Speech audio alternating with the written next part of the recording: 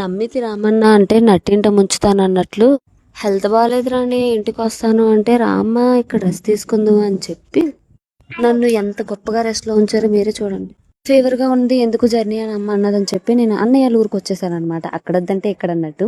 ఇంత బాగోకపోయినా సిగ్గు లేకుంటూ ఊరేగడానికి అయితే అన్నదమ్ములతో వెళ్ళిపోయారు. అన్నదమ్ములు అని చెప్పుకోవడం కాదు కానీ చాలా మా బ్రదర్స్ చాలా బాగా చూసుకుంటారు. అలా ఊరెళ్ళంగానే మేత మేయడానికి అయితే టిఫిన్ షాప్కి వెళ్ళిపోయి అలాగా ఒక ఎగ్ దోశ తినేసి అలా చిల్లర తిండ్లు కొనుక్కొని అలాగా కలంలోకి అయితే వెళ్ళిపోయామన్నమాట. కలంలోకి వెళ్ళంగానే ఆవులు కాట్లకి గడ్డిలాగా వేసేసి అంత కలంలో పనులన్నీ చూసేసుకొని ఆ తర్వాత యుద్ధానికి మొదలయ్యాం. యుద్ధం అంటే ఆయుధాలన్నీ సిద్ధం చేసుకొని మేము పొలంలోకి అయితే బయలుదేరామన్నమాట. పొలంలో గడ్డి కొయ్యాలంట. నువ్వు ఎలాగ గడ్డి కొయ్యడానికి పనికిరావు, మినిమం ఈ పని అయినా చేయని చెప్పి నా చంకలో వాటర్ బాటిల్ కట్లు పెట్టేశారు.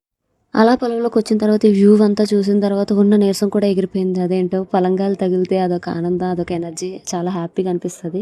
ఫైనల్గా ఈ మడేనమాట మా అన్నదమ్ములు గడ్డి కోయాల్సిన మడి. వాళ్ళిద్దరు గడ్డికి వస్తూ ఉంటే మనం గట్టును కూర్చొని వీడియో తీస్తున్నాం అనమాట. నువ్వు ఎలాగే కోయడానికి పనికిరావు కదా, కనీసం గట్టు మీద కూర్చొని వాటర్ బాటిల్ అయినా కాపలా కాయని చెప్పి నన్ను అక్కడ కూర్చోబెట్టారు. నేను గట్టు మీద కూర్చొని కాపలా కాస్తుంటే మూడో పనిమంతుడు వచ్చాడు. ఆడే మా లక్ష్మణ్ గడు వచ్చి ఆ టెల్లర్ పని అంతా చూసుకొని దాన్ని బిగించుకొని మళ్ళీ దాన్ని ఒడ్డుగంటే పట్టుకెళ్ళిపోయాడు అనమాట.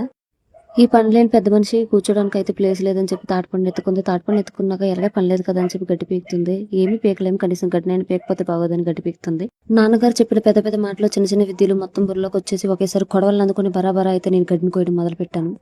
ఈ ఎండకు తట్టుకోలేక చేతిలో గొడుగు లేక నెత్తి మీద గమ్మేలు వేసుకుని అయితే నేను ఎండ నుంచి నన్ను కాపాడుకుంటూ అయితే కలంలోకి అయితే వెళ్ళిపోయాను. ఫైనల్గా నేను కలంలోకి వెళ్ళంగానే పెద్ద పెద్ద విద్యావంతులు తర్వాత మెకానిక్లు అందరూ అక్కడే ఉన్నారనమాట. వాళ్ళందరూ డిస్కస్ చేసుకుని డీప్గా ఆ మిషన్ అయితే బాగు చేసేసారు ఫైనల్లీ.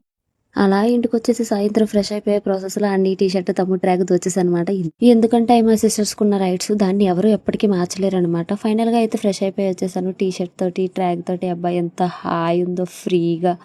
ఫైనల్గా ఇదనమాట, వీళ్ళు నాకు రెస్ట్ ఇచ్చే విధానం. చాలా బాగా రెస్ట్ ఇచ్చారు. దోల తీరిపోయింది నాకు. Okay guys, bye bye. మళ్ళీ కొత్త విషయాలతో మళ్ళీ వీడియోతో కలుసుకుందాం. బాయ్.